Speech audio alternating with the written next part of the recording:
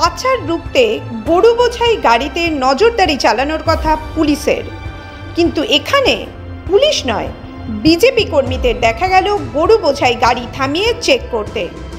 বুধবার দুপুরে বিজেপির একটি দল দুর্গাপুরের মুচিপাড়া থেকে ধাওয়া করে কাঁকসা বাঁশকোপা টোল প্লাজার কাছে একটি কন্টেনারকে আটকায়।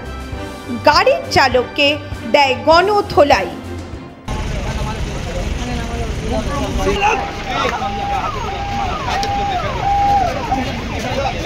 গরু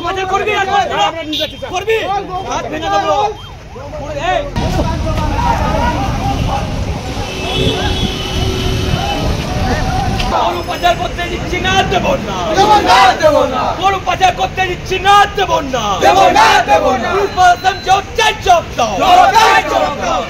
এদিন দুর্গাপুরের একটি টোল প্লাজার কাছে বিজেপি কর্মীদের তৎপরতায় আটক করা হলো একটি গরু বোঝাই কন্টেনার। কন্টেনারটিতে বৈধ নথি ছাড়াই বিপুল সংখ্যক গরু পাচার করা হচ্ছিল বলে অভিযোগ। বিজেপির স্থানীয় নেতারা সন্দেহজনক গতিবিধি দেখে কন্টেনারটি থামাতে বলে, কিন্তু গাড়ি না থামিয়ে চালক পালিয়ে যাওয়ার চেষ্টা করে। টোল প্লাজায় গিয়ে একটি গরু বোঝাই গাড়ি আটক করা হয়, বাকি 3টি গাড়ি পালিয়ে গিয়েছে। 20,000 টাকা রফা করার চেষ্টা করে গাড়ির চালক, বললেন স্থানীয় বিজেপি নেতা। আমরা প্রথমে অন্ডাল থেকে খবর পেলাম যে 4 কন্টেনার গরু নিয়ে যাচ্ছে। পরবর্তীকালে আমরা অন্ডালের চেষ্টা করলাম ওদেরকে আটকানোর, কিন্তু ওরা আটকালো না।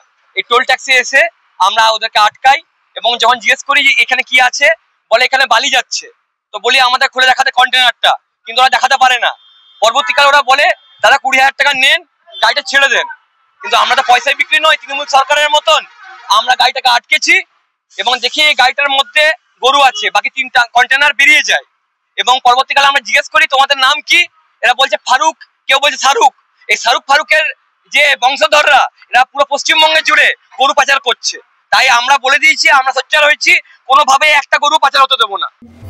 স্থানীয় সূত্রে জানা গেছে কন্টেনারটি বিহার থেকে পশ্চিমবঙ্গ হয়ে বাংলাদেশ সীমান্তের দিকে যাচ্ছিল। ভিতরে প্রায় 20-25টি গরু রাখা ছিল, খুবই অমানবিক অবস্থায়। চালক কোনো বৈধ কাগজপত্র দেখাতে পারেনি।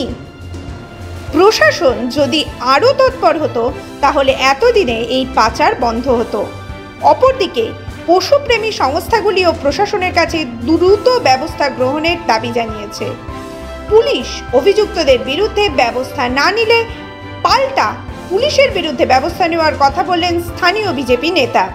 আমরা পুলিশ নই আর আমরা তৃণমূল নই যে পয়সা নিয়ে ছেড়ে দেবো। পুলিশ জানিয়েছি, পুলিশ দেখছি, পুলিশ বলছে গাড়ি নিয়ে যাচ্ছি থানার মধ্যে। পুলিশ যদি স্টেপ না নয় তা পুলিশের বিরুদ্ধে কিভাবে আমরা সোচ্চার হবো সেটা জানা আছে।